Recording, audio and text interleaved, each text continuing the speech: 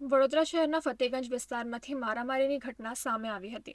મળતી માહિતી અનુસાર વસીમ ગેંગસ્ટર નામે કેટલાક યુવાનોએ મારક હથિયારો વડે મારામારી કરી હતી। મળતી માહિતી અનુસાર વસીમ ગેંગસ્ટરના નામે કેટલાક યુવાનોએ મારક હથિયાર વડે મારામારી કરી હતી। આ ઘટનાના સીસીટીવી ફૂટેજ પણ સામે આવ્યા હતા। ત્યારે આ મામલે સયાજીગંજ પોલીસે તમામ અસામાજિક તત્વોને પકડી પાડ્યા હતા।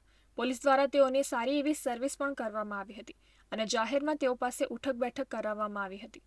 એટલું જ નહીં, આરોપીઓએ જાહેરમાં માફી પણ માંગી હતી। ત્યારે હાલ પોલીસે તમામ આરોપીઓ વિરુદ્ધ ગુનો નોંધી વધુ તપાસ હાથ ધરી છે। કોઈ પણ આરોપીને કોઈ પરિસ્થિતિમાં છોડવામાં નહીં આવે, સખતમાં સખત કાર્યવાહી કરીશું। એમનો ભૂતકાળ આપણે તપાસી રહેલા છે। એમાં માત્ર એક જ આરોપી એવું છે કે જેના વિરુદ્ધમાં અગાઉ ગુના રજીસ્ટર થયેલા છે।